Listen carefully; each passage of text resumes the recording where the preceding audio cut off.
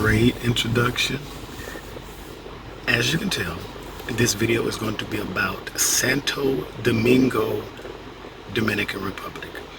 Since COVID-19 restrictions have grounded us, I've decided to make a vlog reviewing the various trips that I've taken on my birthday. Rather than be negative about it, I'd rather make a negative into a positive. So this is my first trip to Dominican Republic. Now, most people that go to Dominican Republic, because it's one of the cheaper trips you can take, most people stay at a resort. I recommend you staying at a resort if you want to be at a safe place, safe and secure, get the best of everything. But for those who are a little bit more adventurous, I would actually recommend that experience the true essence of this country. And my best friend and I, we both decided that we wanted to see the authenticity of the place. So we stayed in a town called the Colonial City. The experience within itself was life-changing. But I'll get into that later. So this video will review where I stayed, the 3 places that I visited, as well as walking through the city, and I'll let you know what I took back from the city. But before that, the one thing that you can take back from this video is Dominican Republic is hot. Next door to Santo Domingo is Haiti. Haiti is hell. And if Haiti's hell, Dominican Republic is next to hell. So it's hot as hell. I mean, every picture that you see, I am sweating profusely because it is so hot there. Don't think it's just, yeah, it's hot. Yeah, my birthday's in July, so if you're gonna go in July, be ready to sweat. That's what I'll take back from it. So watch the video. This is where I stayed in Colonial City.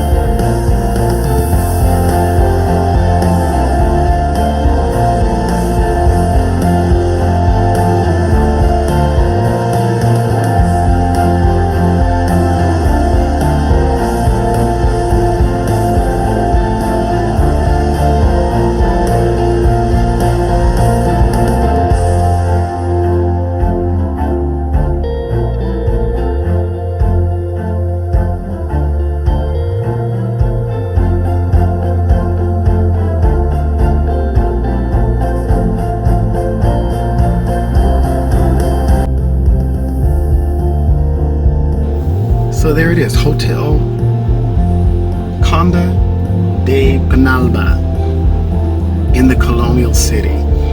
It is a very safe, basic hotel. I can't remember if I had Wi-Fi. We had air, running water and everything, and it's a nice hotel. It is still active. I will leave the link in the description. You can stay there now. Underneath it has a restaurant. We did get to eat at the restaurant. They have good food. It's worth going. It's worth seeing. So go there. In Colonial City, of course, that's colonies, colonial. You think of settlers, you think of Christopher Columbus. Next place that I visited was the Acuario Nacional. Basically, it's an aquarium. We had to take a taxi to get there. It was a little bit of a trip, I think maybe 30 minutes, but it was a great experience. The grounds are very nice. They have a lot of little rides and so on and so forth. It's a lot to see. But it's no different than any aquarium in the United States or anywhere else. So it's not going to be like, whoa. But if you're there, see what they have. So we went there, and it's pretty cool, I have to admit. So this is my little portion of the aquarium, my review. It's still available to see if you want to go and see. I'll leave the link in the description as well.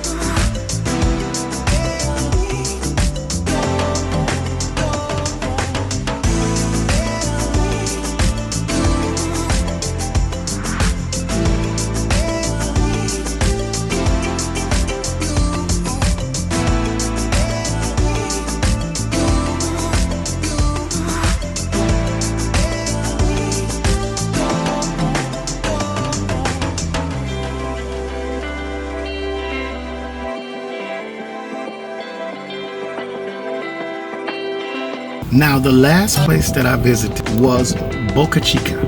You cannot go to an island and not visit the water. So Boca Chica was one of the beaches that was tourist friendly. Okay, now that's Boca Chica. Boca Chica, it's beautiful. We ordered some food. We got overcharged with the food, but this is what they say. This is fresh fish that they caught that day, and shrimp. So I don't necessarily like eating fish with the head on it, fish that can see me, but it was very good actually. The shrimp was very good. The French fries were, they alright. But the experienced people are going to be trying to sell you things. Purchase them, knock yourself out. But be prepared to be taken advantage of. I will say that. But it's worth the experience. It's wonderful, wonderful beach.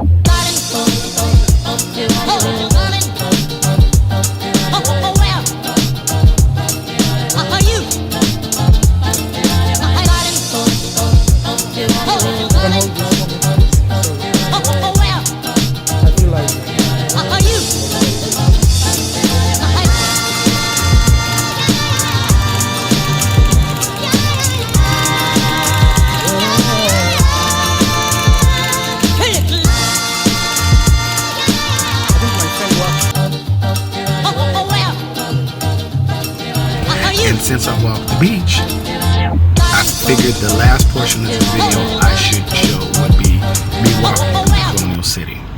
And it's a lot to see in the Colonial City. I cannot capture it all in one video, but yeah, I'll let you watch and then I'll add what I learned.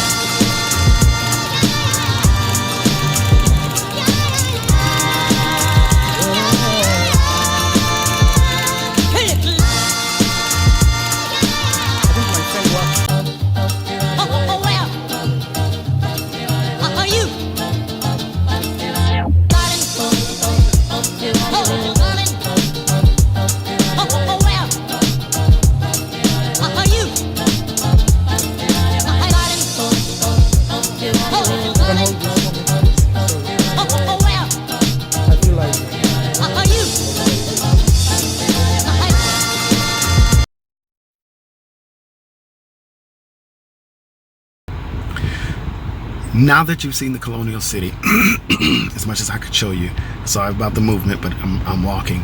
So I ended at where you see the sea hitting the sand. Now, what I couldn't show you, which is the mind-blowing